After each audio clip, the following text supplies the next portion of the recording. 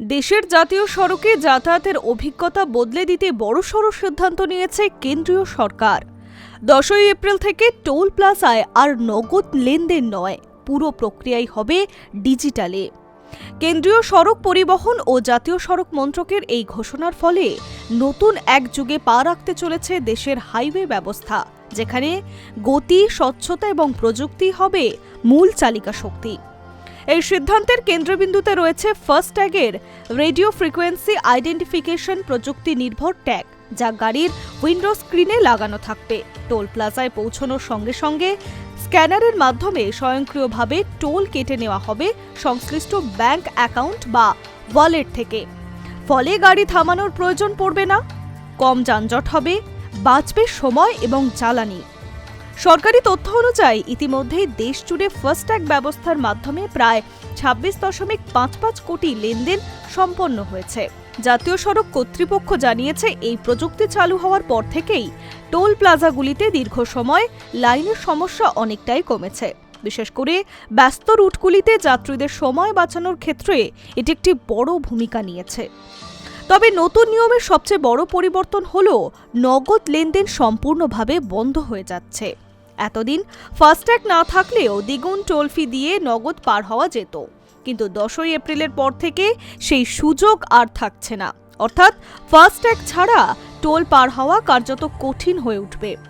এখানেই শেষ নয়, যদি কেউ ইউপিআই এর মাধ্যমে টোল দিতে চান তবে তাকে অতিরিক্ত 1.25 টাকা চার্জ দিতে হবে।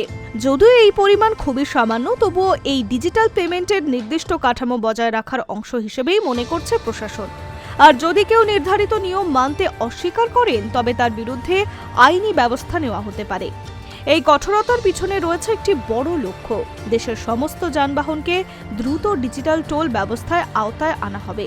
কারণ নগদ লেনদেন বন্ধ হলে দুর্নীতি বা অনিয়মের সুযোগ কমবে, পাশাপাশি টোল আদায় পুরো প্রক্রিয়া হবে স্বচ্ছ এবং নির্ভুল।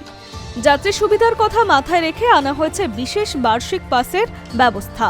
বছরে 3000 টাকার বিনিময়ে 200 বার পর্যন্ত টোল পার করা যাবে। যারা নিয়মিত জাতীয় সড়ক ব্যবহার করেন তাদের জন্য এটি অত্যন্ত লাভজনক একটি উদ্যোগ।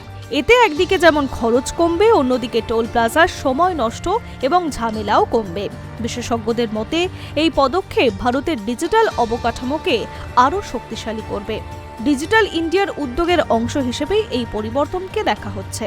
ভবিষ্যতে আরও উন্নত প্রযুক্তি যেমন জিপিএস ভিত্তিক টোলিং চালু করার সম্ভাবনা উড়িয়ে দেওয়া যাচ্ছে না। তবে সাধারণ মানুষের একাংশের মধ্যে কিছুটা উদ্বেগ রয়েছে, বিশেষ করে যারা এখন ফাস্ট্যাগ ব্যবহার করতে অভ্যস্ত নন বা ডিজিটাল পেমেন্টে স্বচ্ছন্দ নন। তাদের জন্য এই পরিবর্তন প্রথমে কিছুটা চ্যালেঞ্জিং হতে পারে, কিন্তু দীর্ঘমেয়াদে এটি যাতায়াতকে আরও সহজ, দ্রুত করবে, তা নিয়ে একমত অধিকাংশই। সব মিলিয়ে 10 এপ্রিল থেকে দেশের হাইওয়েতে শুরু হতে চলেছে নতুন অধ্যায়, সেখানে গতি আসল পরিচয়।